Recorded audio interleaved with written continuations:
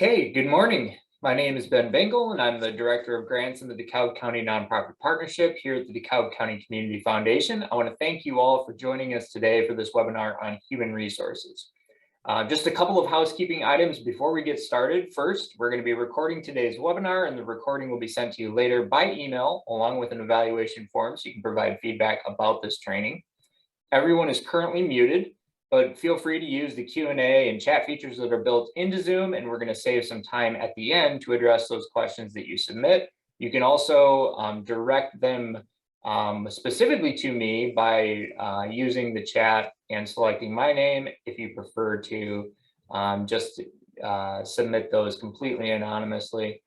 Like usual, we plan to have 45 minutes of content and then 10 to 15 minutes for questions and discussion. So with that, it's my pleasure to introduce our presenter, Paul Lalonde, who some of you may remember from his time at VAC, Voluntary Action Center here in DeKalb County.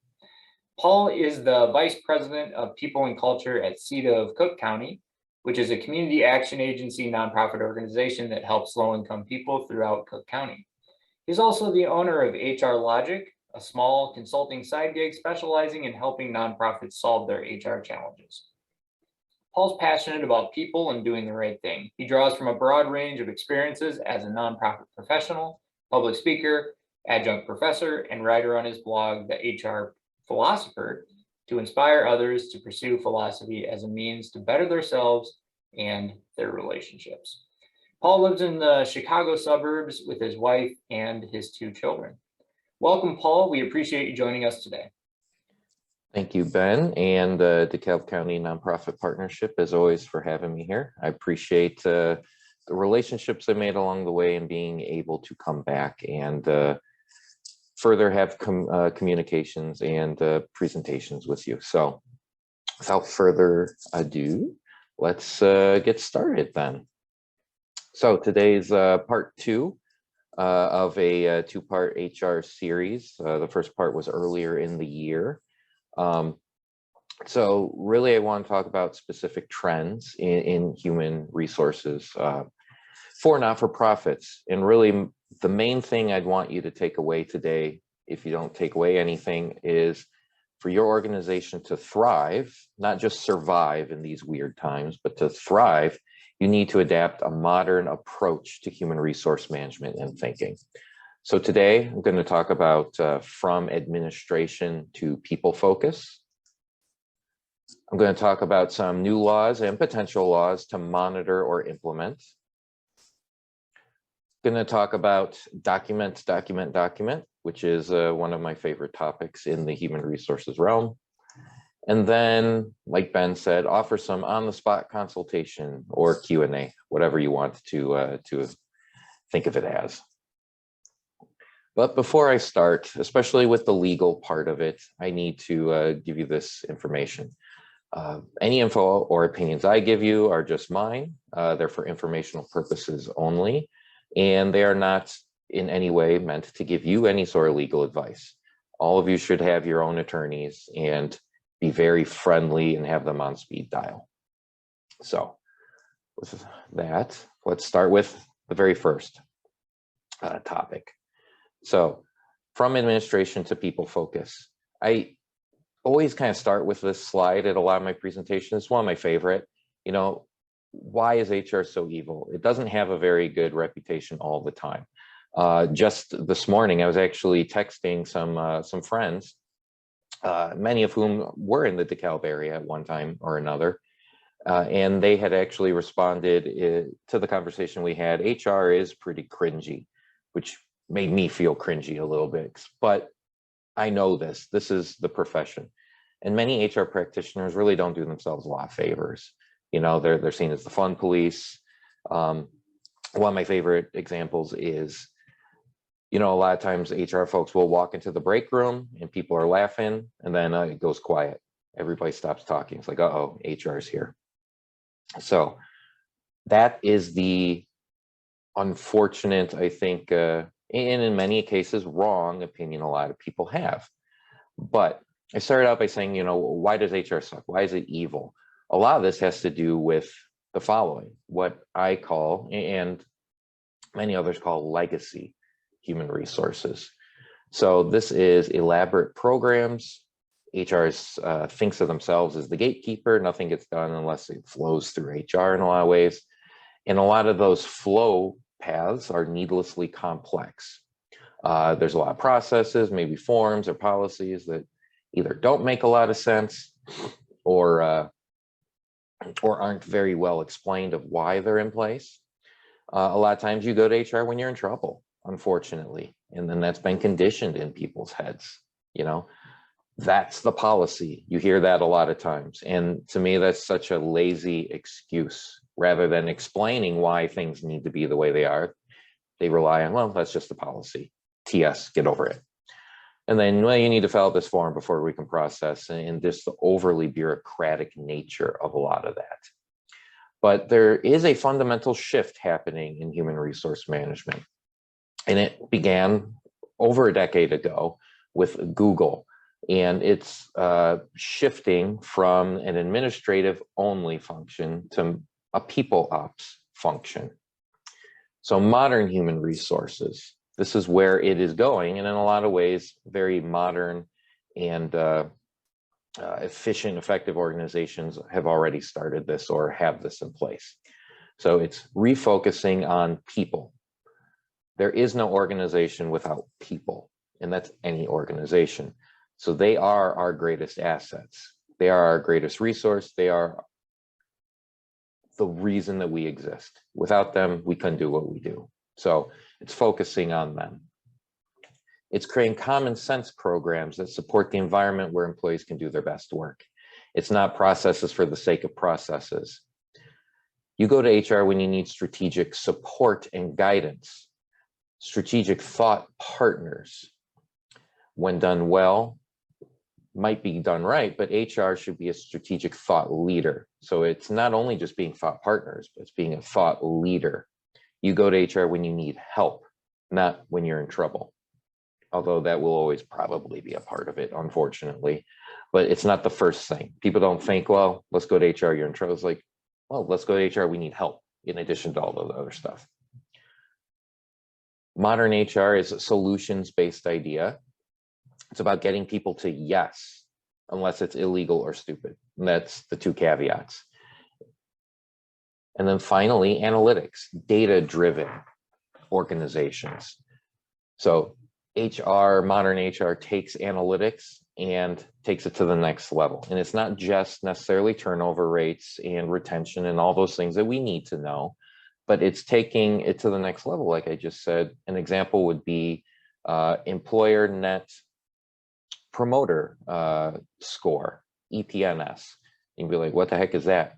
Well, that's essentially saying this score that you provide, you ask all your employees, would you recommend working here? And then you put in the formula and you rate it out. And then whatever that score is says, our employees would recommend working here or they wouldn't. And that can tell you a little bit of health of your organization. So it's taking it much more, I want to say, sophisticated with analytics. So what does this look like? So I was never around during the personnel department days, but, and I'm not calling anybody out, but maybe somebody somewhere remembers when HR was the personnel department. But it eventually evolved, right, to what we call like the business partner, human resources. So this is a natural evolution in my mind that it goes to people operations. So personnel, human resources, people operations. If you're not evolving, you know, you're dying at the end of the day. So this is where I see the organizations need to focus on when they become modern HR practitioners. So what does a business leader focus on? You know, organizations have to be nimble, adaptive, they have to be flexible. Because think of like bamboo. When you bend bamboo, it doesn't really snap, right? But if it's because it's malleable, it's flexible. But if you have like a regular stick or twig and you try and bend it, it breaks because it's not adaptable and nimble. Again, organizations need to thrive, not just survive. This is what you need to think about. There are constant significant changes affecting the workplace that put a lot of outside and internal pressures. So society, culture, technological advances, government, legal landscapes, and generational changes, especially that last one. I can't tell you, over the last couple of weeks, I've gotten so many questions about Gen Z. And I'm happy to field those questions because as an elder millennial myself, I'm finally happy that the heat is off us. You know, millennials are fine now. We're not ruining the world anymore. Now Gen Z is ruining the world. So that's become a huge topic of interest in a lot of ways of how it's challenging the workplace. And then, of course, there are always increased compliance obligation regulations that are challenging workplaces. So laws, regulations, and we'll go over a lot of those in a little bit.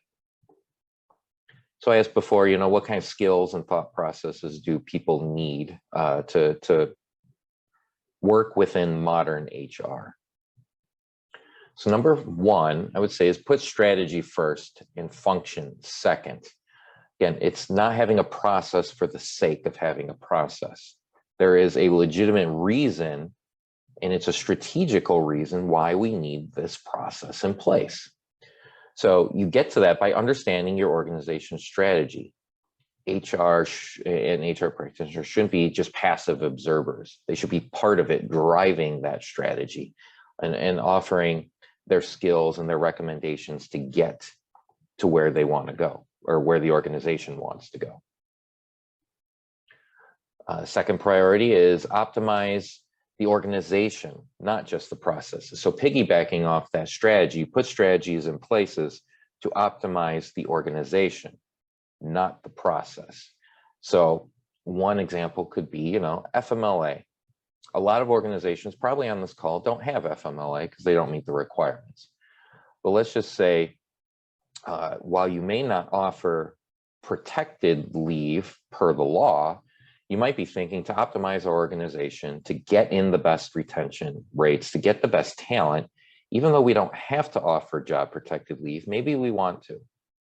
So that would be a way of offering a strategy and creating a process that helps reach your goals to optimize the organization. And there's a whole bunch of reasons for that. You know, people who have job protected leave are less stressed out. They're more happy to work at those places, et cetera, et cetera. So bring a viewpoint to the boardroom. And this is a key one in a lot of ways.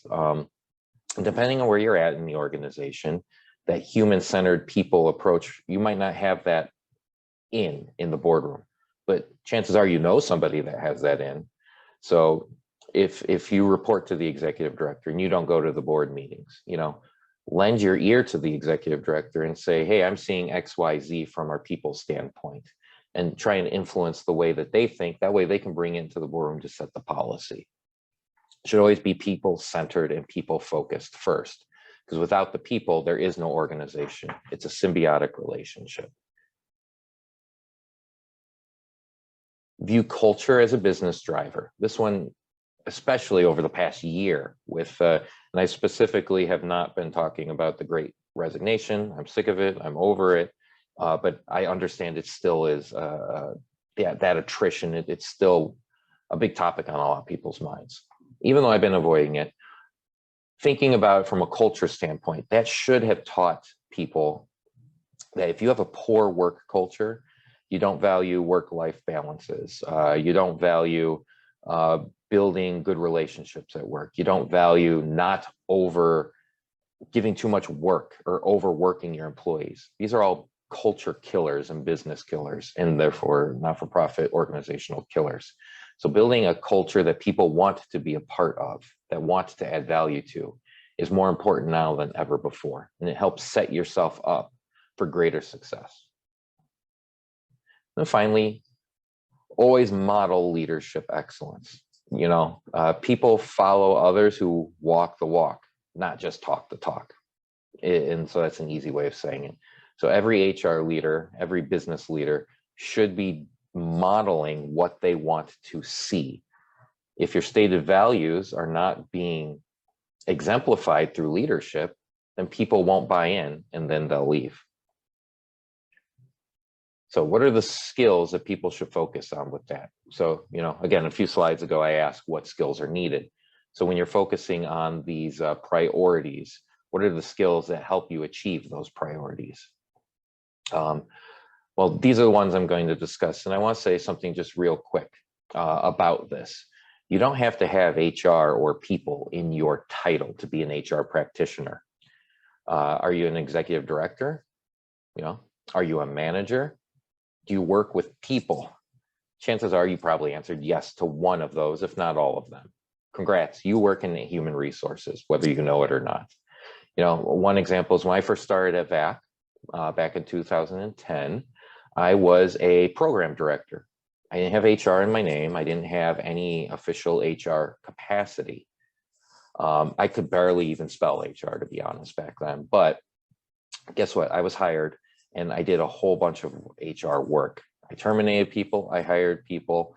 I followed FMLA because we met the requirements for FMLA. I did cultural things. I did a whole bunch of human resources work as a program manager. So my argument is if you work with people, you have a hand in human resources in some capacity. So don't think that just because you're on this call and you don't have an HR title, all those things, that's all bunk. You are in human resources. So one of the things is, one of the main skills for HR of the future that's needed is change management and change consulting. Getting people to accept the changes is probably one of the hardest things that anybody can do. But figuring out how to master change management is key, especially in our adaptable world. The key is to convince people how the change benefits them.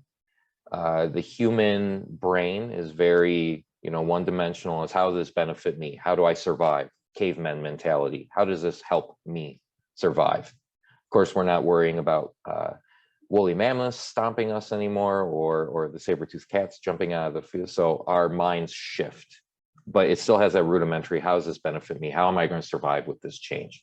Convince people why the change is good for them and go from there. Along those lines is risk management too. There is risk in every single thing every single person does every single day. Even laying on the couch and not moving is a form of risk because your bones start to atrophy and your muscles start dying, all that type of stuff. So it's just what risk can you live with and what risk will have the greatest benefit to the organization in achieving its mission. People analytics, like I talked about before. Making decisions from an analytical and a data standpoint, not just a gut standpoint. It's having the data to make the best decision possible. So figuring out what that looks like and how you can do that with your people. Stakeholder management. This isn't just boards of directors. This is candidates are stakeholders because they want to come work for you. People who already work for you, your employees, they're stakeholders. Even volunteers, they're stakeholders. Your consumers or clients, all of those are stakeholders. Good HR needs to figure out a way to manage all of that. Figuring part of that out is strategic deals and alliances. And this shouldn't be taken in a Game of Thrones type of sense, right? But pedal back, I think, some of the doom and gloom of like a Game of Thrones strategy and those type of things. But figuring out how to make allies, how to get somebody to see it your way.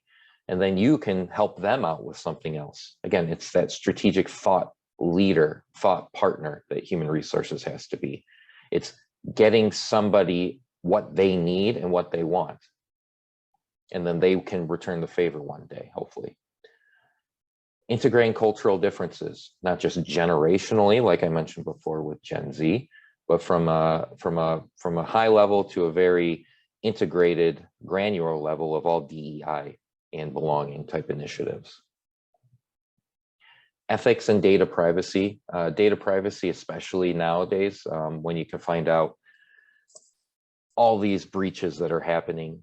HR in all organizations have a duty to protect the information, the private information that is given to them, and do well with it ethically, not hole it up in Mar-a-Lago or wherever you spend your weekdays now in boxes and taking. It's like, no, you have to have the highest ethics in HR. These, it really should have always been, but even more so today. Critical thinking is a huge one, and that really, and systems thinking too. And this idea of critical thinking is really, I think, the foundation of my Philosopher Manager series and why I think of philosophy in such high regard and all those, because it's a different style of thinking. It's a different level of thinking. And to get from point A to point Z, we can't think in old terms, you know, old keys don't open new locks kind of thinking. So critical thinking is the only way to get us across those thresholds. Negotiation skills, that one's a really big one too. Think of all the stakeholders you have to manage. Think of all the Game of Thrones type kind of stuff that you're having to implement with strategic deals and alliances. You have to be a good negotiator in figuring that out. Interdepartmental collaboration, depending on the size of your organization, but even if it's a small organization, you could have one person as a department, but that one person has to be able to get along with others and break down silos and not hold themselves up. There has to be collaboration interdepartmentally.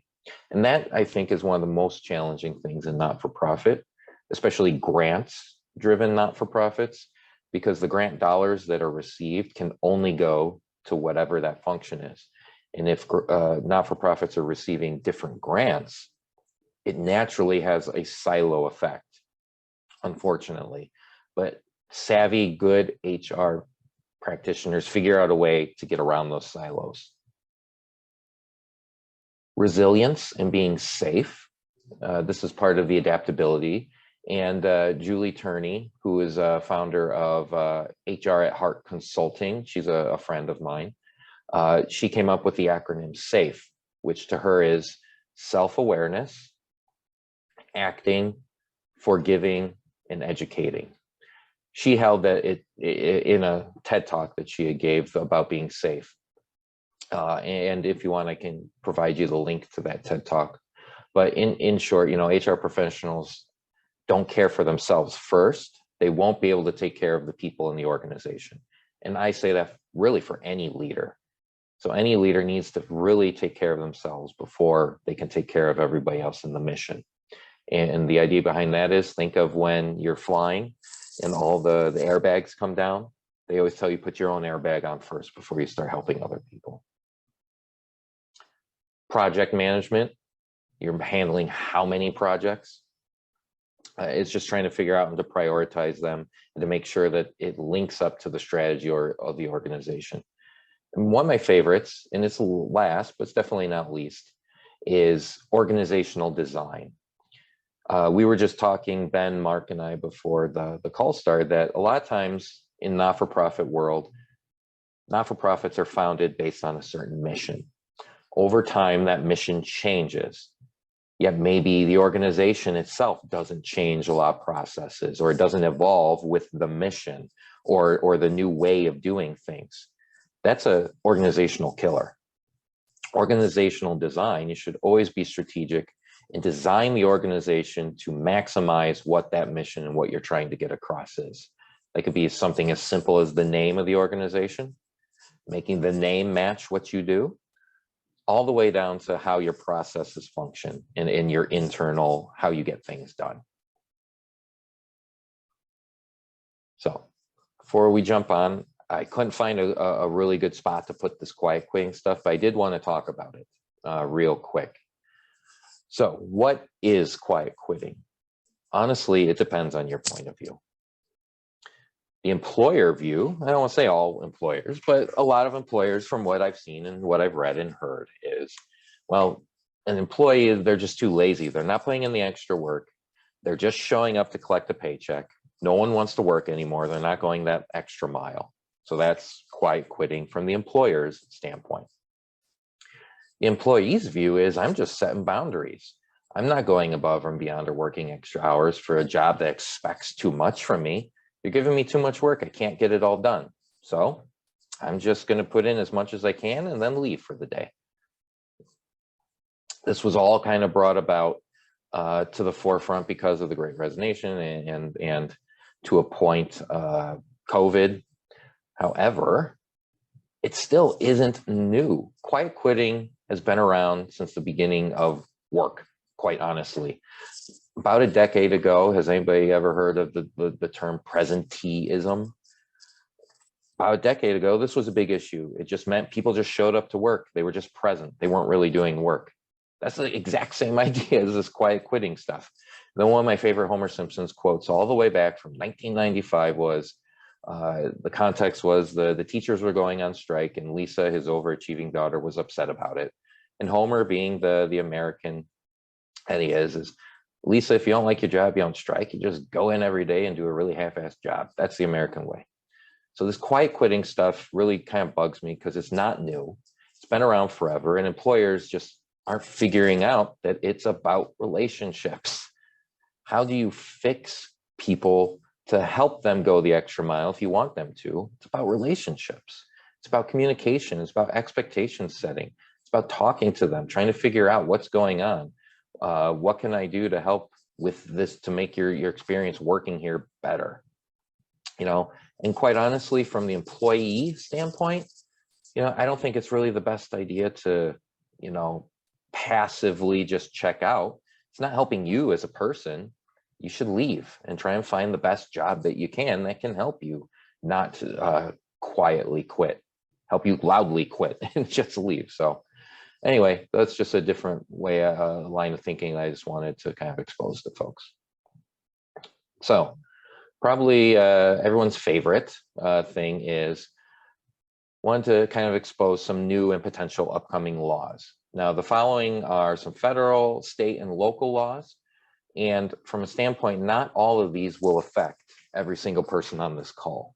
Many of them may have employment thresholds, like 100 employees, which I didn't see who's all on the call, but probably almost nobody on the call, maybe one or two have that threshold.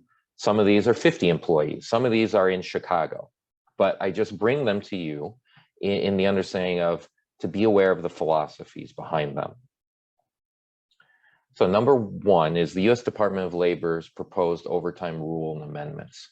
If you recall, maybe about 5-6 years ago, the Department of Labor was going to raise the salary threshold for who is considered exempt, meaning salaried, not earning overtime. Well, there was a big kerfuffle, and it was supposed to be $47,000. It ended up being around $35,000 when all is said and done. But there's a lot of buzz in the air right now that they're going to release something again soon that's going to be at least that $47,000 threshold, or $913 a week, for non-exempt to be exempt, and it might even be higher. That's all the information I have right now. More will be out, so be on the lookout for it. Now, what you should do is just monitor the situation, prepare audit reports, figure out who's exempt, non-exempt, do some calculations, just see what can you afford, what shouldn't you afford, and try and figure out what makes sense to you in your own individual organizations, if that salary threshold were to be raised, which all indications point to that it will be. The EEOC announces a planned reinstatement of pay data reporting requirements. So again, this is for any employer that is 100 or more. They have to report to the EEOC, or the Equal Employment Opportunity Commission, demographic data of their workforce. So a few years ago, they expanded that, which was called EEO2, component 2, which was they also had to give pay data. Now, that was a big mess. It was a huge kerfuffle, and the EEOC decided to stop doing that because it was such a mess. Well, it turns out that they plan on doing it again. So organizations that have to report to the EEOC not only have to give their demographic reporting, they have to start reporting pay on that demographic. So that's just something, again, just to be aware of. This is for Chicago employers. There's a new sexual harassment policy and training requirement that took effect July 1st. Now, this is goes above and beyond the state's requirement. So the state says you have to do an annual training once a year. Chicago actually expanded this into a whole bunch of new rules and a redefinition of what sexual harassment is and policies that employers have to adopt, but they expanded the training requirements. So in addition to 1 hour of sexual harassment prevention training for all employees, all Chicago employers have to give 2 hours of sexual harassment prevention for supervisors and 1 hour of bystander training for all employees. So it could be that one employee who's a manager would get essentially 4 hours worth of this training. So for a lot of employers, the state training template is sufficient for the all employee training, but those employers also have to do their own manager prevention and bystander training prevention. So what should an agency do? Just ensure compliance with these rules. From your standpoint, being in DeKalb County and not having to worry about the Chicago ordinances, consider going above and beyond.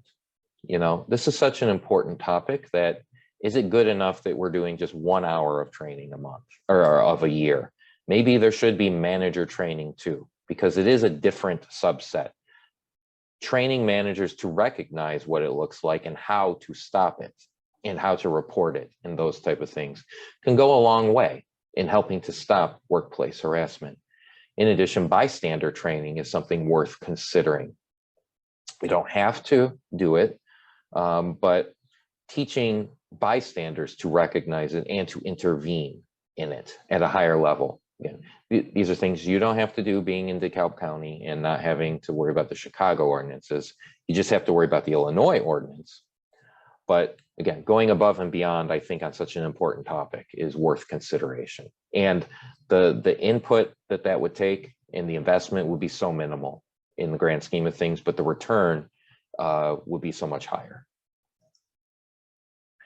So the state of Illinois is requiring equal pay registration certificates for Illinois private sector employers with 100 or more employees. So this one I know intimately because I just did it. But so what this essentially means is, I told you before, the EEOC was requiring demographic data and pay data. Well, this year, actually last year, the law was signed into, or the law went into effect and was signed for this year. All employers with 100 or more have to get what's called the equal pay registration certification, which means you have to prove that you're paying your employees comparable wages. And if it's out of whack for whatever reason, there has to be good reasoning for it. Like somebody was here for 20 plus years longer and that's why they make more. There has to be an explanation for it. So essentially what this entails is you have to submit this data to the state of Illinois. There's a filing fee, of course. They take a look at it. And then at the end of the day, if you pass, you get a certificate, which lasts either a year or 2 years, just depending on who you are. Now, again, you have to be an employer of 100 or more for it to affect you. So for all of you in the audience today, what should you do? What should you monitor? This is about pay transparency. Pay transparency is the knowledge of what employers pay their workers. And the idea behind more pay transparency is that secrecy or lack of knowledge or communicating surrounding employee compensation will mask racial and gender pay gaps. I will talk more on that in just a bit. So beginning January 1st, 2023, Illinois employers must file demographic data with Illinois. So this is looking ahead to 2023. Recent amendments to Illinois Business Corporations Act will require certain Illinois corporations to include demographic data when they file their annual reports. This is pretty much kind of done through the EEOC, or EEOC data. So providing that information to the EEOC, you can provide that same information to Illinois. Now, this is for large employers, and the information will be kept confidential, but you should just consult and determine the best ways to handle this sort of a thing. From my understanding, I couldn't quite locate the cap on it, but if I had to guess, this is just for larger corporations and businesses and organizations. Again, small not-for-profits or small mom and pop businesses don't have to worry about this right now. So beginning January 1st, 2023, Illinois has expanded bereavement leave. And so this was back in June when Governor Pritzker signed this law. So under the expanded law, employees can take 10 workdays of unpaid leave annually to grieve for the death of any covered family member. And any covered family member is a child, stepchild, spouse, domestic partner, sibling, parent, in-laws, grandchildren, grandparents, or a step-parent. This law allows for leave to attend the funeral, to help make funeral arrangements, grieving, any of those type of things that revolve around miscarriage, unsuccessful in vitro fertilization is part of that too, failed adoption, failed surrogacy agreement, diagnosis of that negatively impacts pregnancy, stillbirth. So all those I just mentioned were expansions into already other situations. Now, who is eligible for this? Anybody who's eligible for FMLA. So if you have 50 or more employees in a 75-mile radius, you have to provide FMLA. And you also have to provide this expanded bereavement leave. If you have less than that, then you're exempt and you don't have to. Now, my recommendations would be, bereavement is a difficult time for anybody. As part of a great workplace culture and a great way of taking care of people, consider liberal bereavement policies. So, and then I would say finally, on January 1st, 2023, it's going to be a busy day for a lot of employers.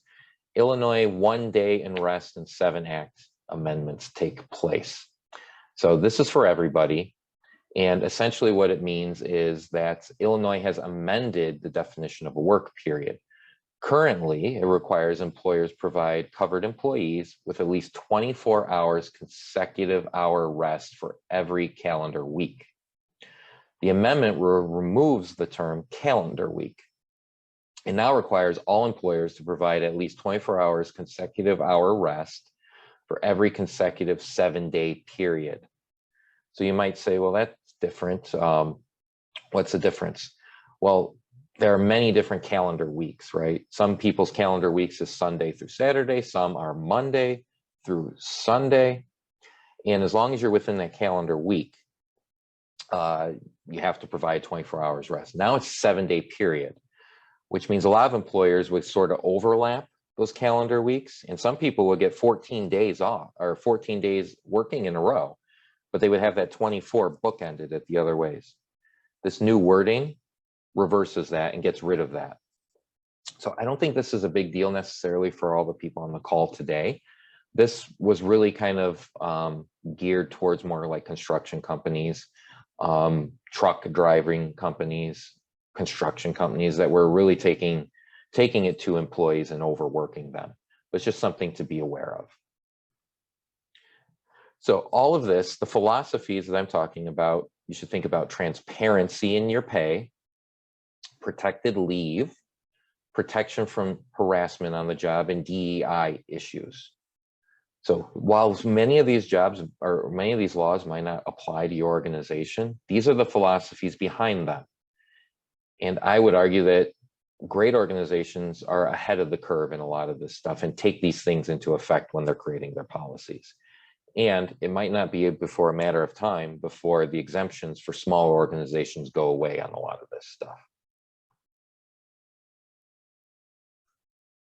So quick, a new, just some signs on pay transparency. Just a quick reminder Illinois minimum wage schedule goes up $1 every January going forward until it hits 15 in a couple of years. And the pay transparency trend, just to share with you a couple of what other states and governments are doing.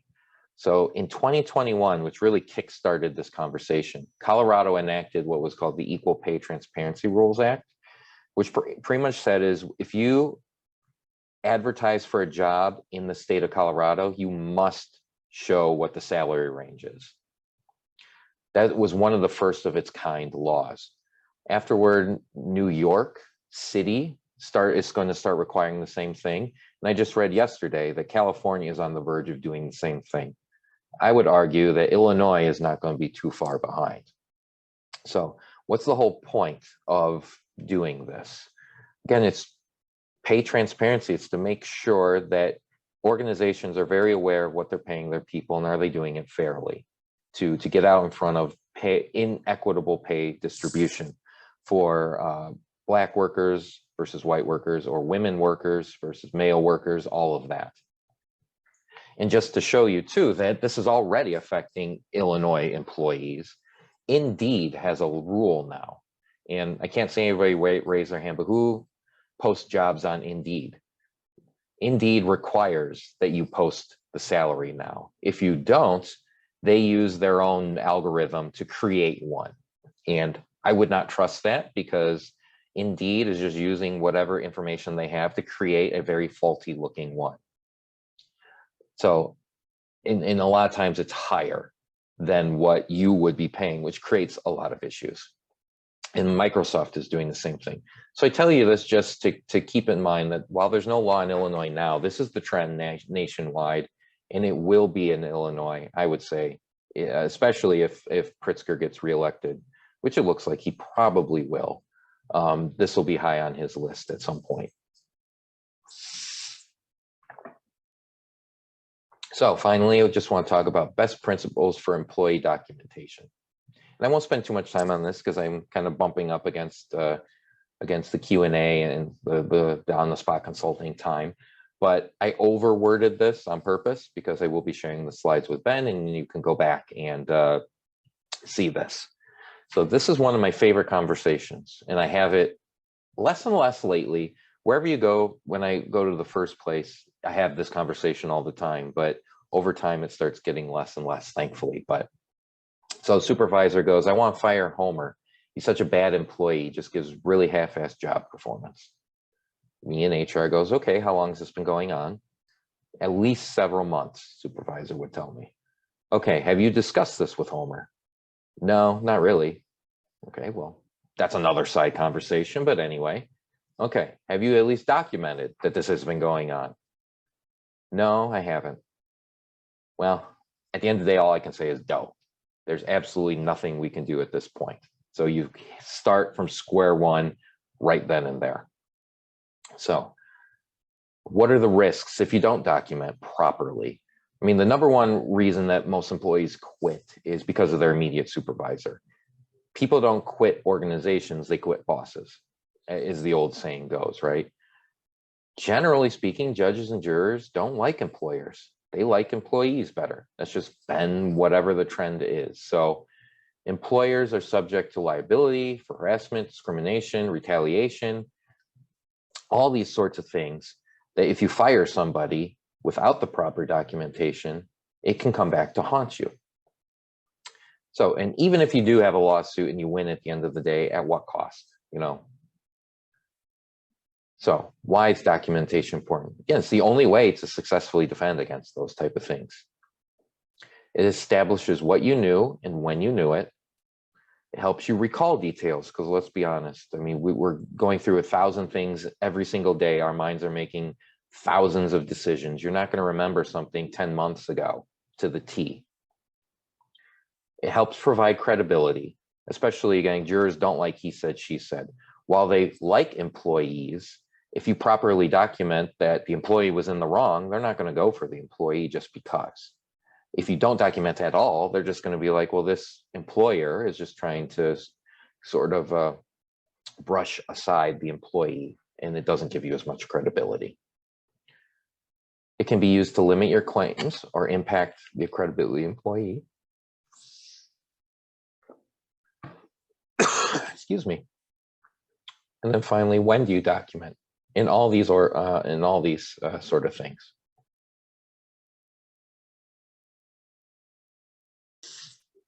Excuse me. Allergy season is just kicking me right now. But so anyway, these are some of the best principles, and these are things to keep in mind when you document. The more detail, the better, most of the time. Always describe the expectations. That's an important thing. Just don't describe what happened. Describe why it was wrong, what you expect out of the employee. Describe the behavior and the performance. Facts, no emotions, no subjectivity. It's only about the observed behavior and not your belief of what was going on. Describe exactly what was going on. And then include the employee's explanation. And it's always a good practice to remember that have them sign it if it's a written warning or above suspension or anything, if you get that far. Their unwillingness to sign doesn't negate the actions. It doesn't mean that it's not in place or they weren't written up. Always that follow-up, and then lay consequences if they don't correct the behavior. So again, I kind of brushed through a lot of this, but I will get the slides to them. And probably one of the most important things is, if discipline is not routine for you, or documentation is not routine for you, ask an HR professional, ask your attorney, ask somebody, what do you do? What's going on? How can I figure this out? Know what you don't know, and then go to people who do know it. And then I usually end all this with some other resources for everybody. What did I use to help build this slide deck? What are some things that you can go to kind of, I think, expand your knowledge a little bit and move forward with some of that stuff.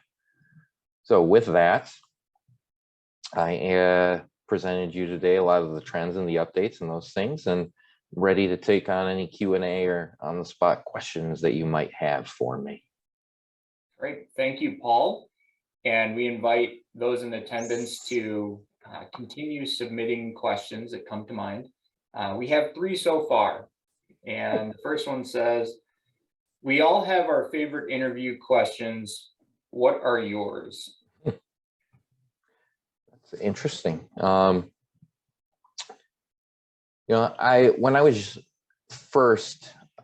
When I first started interviewing people, I was like trying to be, I think, overthinking of it a little bit. And I'd be like, well, what's your favorite book or your favorite cake and all those? And I get the idea of that, you're trying to get to understanding that person. But I've kind of slowly moved away from that type of questioning. And I tailor each interview with situational questions, performance-based questioning, because the best way to try and figure out how this person will act or respond is by asking questions to get to see how they responded in the past.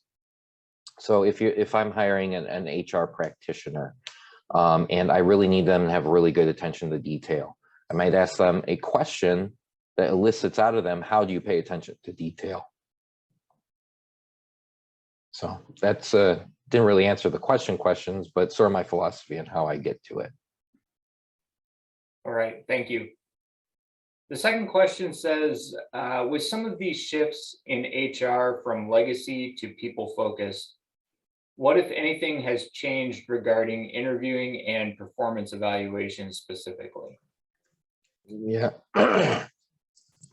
Interviewing, I think, overall has started to shift towards, like I had said, a little bit more behavioral based interviewing questions. I think streamlining the process a little bit too. Think about, the candidate's experience. Think about the employee's experience. I can't think of any person who has had a really good time going through 7 interviews, meeting with 27 different people, and trying to really prove to that person, yeah, I deserve this job after 7 times. Quite honestly, I think if you don't know after 3, then you need to try and figure something out. You don't have the right person. That's just my own personal opinion, but I have seen a lot of the trends have shifted towards 3 interviews most, right? A pre-screen, just a phone call, you count that as an interview. That's just 15 minutes. You talk about the salary range, you knock people out. Anybody that moves past that to the second interview, that's just getting to know them. And then if you had 2 really great candidates, 3 really great candidates, the third interview, just to really finally make that decision. You said something else, Ben, interviewing and Performance evaluation. performance evaluation. Thank you. This one too is a huge shift. And I always talk about it, just like nobody probably likes going to 7 interviews, nobody likes going to the performance evaluation. It's a yearly thing that no one likes. Managers don't like it. Employees don't like it, except me. I'm kind of weird. I do like mine. But so it's going to this once a year thing to performance management, meaning that you have little check-ins throughout the year. That's like the base, the foundation. You have your one-off meetings. You maybe do it once a week. Maybe sometimes people do it twice a month. It's whatever works best. You build in quarterly reviews. And then it all sort of goes down to, you bring all of that together to the final one. And then it sort of lessens the burden at the end of the year. It increases communication throughout the year. And I always laugh because at the end of the year, if you tell someone what they did wrong 6 months ago, why didn't you tell them what they did wrong 6 months ago? Because they've been doing it 6 months wrong the entire time. Whereas if you do your little check-ins all the time and it's all part of the performance management process, you catch it right away. And then they learned right away and they got better right away. So that's sort of the philosophy that I've been seeing and shifting and trying to encourage people to move towards. Okay. The last question is one that could probably be a relatively in-depth consulting engagement, but I'll put it out there to you anyway. And that says, we have a small staff of 3 and it can feel overly formal or unnecessary to dig too deep on HR. How can we right size it for our nonprofit? I guess I'm not fully understanding. Is there a little context? Maybe like, is it that obviously you don't need full on HR for a staff of 3. I guess whoever asked that, if they could give you just a little bit more context. I would encourage you to just take it from the frame of, what are the maybe top 2 or 3 things that you would suggest for a very small staffed organization when they're thinking about their HR policies, practices, Gotcha. processes. No, okay, thank you for that. I would say that, much like, in the wisdom of Yoda, size matters not when it comes to culture, the employee experience. Whether somebody is working at a 3-person firm or someone's working at a multinational corporation, how you show up to work, how you're expected to be at work, what you get out of it is going to be the same, right? If you have a good experience, you're going to be a better, more engaged employee, have a better culture around you. Now that looks completely different because there are 2 very different cultures. Some people fit very well at the 3-person firm. Some fit very well at the multinational corporation. I think it's trying to figure out who can add that value and that fit within what you're looking to do as an organization. So I would say that that's definitely, so from that culture standpoint, doesn't matter your size, that's super important. The experience of your employee, are they getting out of it what they need and then giving it back in? It's also very important. And then again, recruiting, trying to find those people that can fill those needs. Yeah, and the individual who submitted this didn't provide any additional follow-up contact. So thank you for offering those thoughts. And I think, what you've just suggested, that cuts across organization type, no matter what your mission is, size, that type of thing. So yeah, great advice. We did receive one more in the Q&A. This says, what is the best way to share 30, 60, 90-day review feedback with managers while balancing employee privacy if they are sharing honest, sometimes negative feedback? Yeah, that's a incredibly important question, and one we I always, when you ask employees questions, the inherent expectation is that you are going to act upon, whether that's fair, true, or otherwise. I think that's human nature. So it is important, and I always say that if you're asking for employee feedback, whether it's through a 30, 60, 90-day onboarding process, or if you have an annual or semi-annual survey of your folks, figure out a way to act on that. Now, a lot of it could be negative, and you should still act on that. I would say the best thing to do is probably just rip off the Band-Aid. Protect the employee's privacy. You don't share who said what and why. To the best of your knowledge, you redact information to where they could maybe figure it out. You just say, hey, look, we've received feedback, and you just keep it as general as possible. Don't say from who or whatever. You just say, we've received feedback on your performance in these areas. We just want to help support you to overcome and to challenge you in those areas to get better. What do you think? And then always include the manager or whoever the feedback is about in trying to be a problem solver in it. That way it's not top down. You're not coming at that person. You're their thought partner, their thought leader in getting them through that hump. And just say, look, we all get that. We're all unpolished, unfinished diamonds. We just all are. So to be a leader within this organization, you have to be able to respectfully receive critical feedback if it's presented in a professional, straightforward way. So. Well, that is all the questions. So thank you, Paul. We appreciate your time and your message today. And you're so skilled at providing that on the spot consulting. So thank you for that. And we're going to be seeing you soon in a couple of weeks at Nonprofit Day. So we're looking forward to that. Incredibly excited to be back at Nonprofit Day. It's outstanding, and thank you, Ben, and your team for putting it on. Absolutely. So as we mentioned earlier, a follow-up evaluation will be sent by email along with today's recording. We want to be sure you're aware there's a lot on the horizon for DCNP members. You can visit our website, dcnp.org, and follow us on Facebook for upcoming trainings and events.